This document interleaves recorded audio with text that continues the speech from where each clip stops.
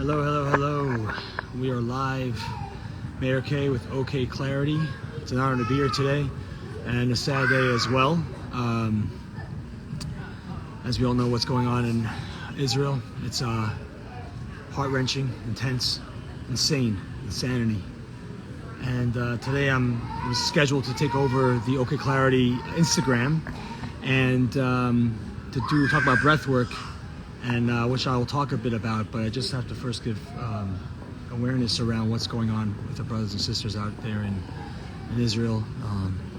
It's so hard to be on social media. I mean, I'm on it trying to share what's going on and stay up to date, as well as consuming all this insane and intense reality that's happening for so many people, and it's so hard, and I feel it in my body. So I suppose it makes so much sense to be able to tap into some breath work or just get in touch with our bodies. And a beautiful way is to just take a pause. I mean, we're consuming so much information, and we're looking at so many imagery that's having intense, triggering feedback loop with ourselves. And so my suggestion is to just, you watch something, you see something, before you run into the next thing, before you're talking to your kids or making a business call, take a breath and to really land within yourself, because you're going to be carrying that on to your next thing, and you'll already feel in your body this anxiety, this angst, this need to get something done, or you may be shutting down and just doing the opposite, just shutting down, getting so overwhelmed with all the pain that's taking place right now in this moment as we are here live. It's a lot. So I just want to honor what's going on, and to just take note of that. And that being said, there are ways to regulate ourselves and to be able to show up for our families, for ourselves, for our communities in this time of distress. A deep tool that I use is the breathwork, which is something that I'm going to be doing for free this coming Thursday for those who are in Israel, for those who are around the world via Zoom. I'll be posting about that on my social media, for people to be able to just take a pause and to release all the pent-up anger and grief and sadness on whatever emotion that's happening. This will be a beautiful way to be able to release that, to be able to let go and to restart and refresh over the next couple of days. So that's my offering to you, to OKclarity community, as well as anybody who may listen to this. So yes, Thursday, look out for on my stories, and I'll be doing a free breathwork session. What is breathwork? What's breathwork? Breathwork is a modality that's been around for thousands of years. It's been packaged and marketed over the past decades, especially now over the past 4 or 5 years, which is perhaps why you have heard about it.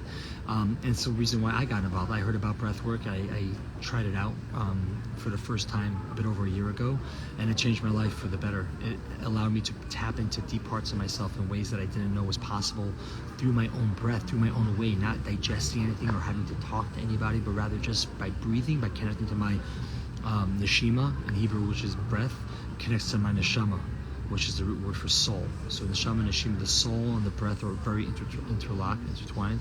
And when we connect consciously with our breath, we're able to really tap into a deep part of our soul that is desiring to connect with us. And through life, through pain, through anguish, through trauma, we get disconnected from that hearing, from that listening. And we go into do mode. We go, or we shut down. And when we take a pause, when we take a breath, no pun intended, we will go ahead and be able to reconnect and listen once more to what the soul has to say. And it's from that place, from an intuitive place, that we're able to move forward in the world with a lot more clarity, with a lot more ease, with less stress, and with more strength and more power. So if you have any questions about breathwork in general, you can just write them in the comment section here. I'm happy to answer them. So some of you may have been asking, hey, I'm not a good breather, would I be able to do breath work?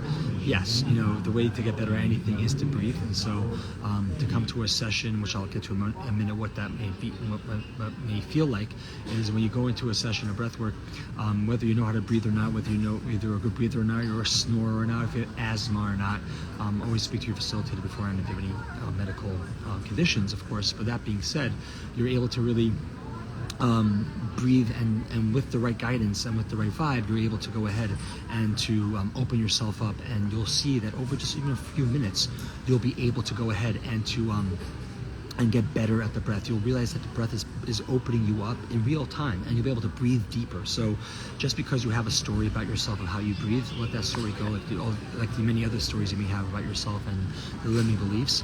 I'm a bad breather or whatnot, and just go ahead and do it. So yes, you don't have to be a pro breather to breathe.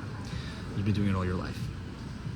Button, yes, I'll be saving this, so you'll be able to listen to this later.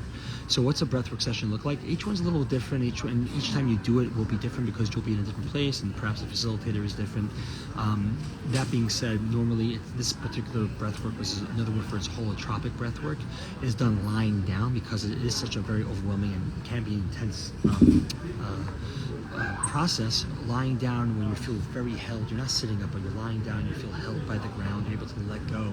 Close your eyes. I'm closing my eyes right now, but when you close your eyes, you go inward. You're telling yourself, you're telling your consciousness, I'm not looking around, I'm not going to be distracted by the beautiful trees or by the people around me, but rather I'm going inside myself, and this is an inward journey, and that's where the deepest healings happen. So we're going to go inward. You close your eyes, there'll be some music perhaps, maybe some drumming, and the facilitator will guide you in a certain way, but ultimately you'll see something will turn on or rather turn off in your brain, in your mind, and you're going to drop into the wisdom of the body, and it'll take you on a journey. You may want to come in with an intention. I do highly suggest that. You may want to think to yourself, feel into yourself, what is it that I want to let go of in my life? What do I want to call into my life?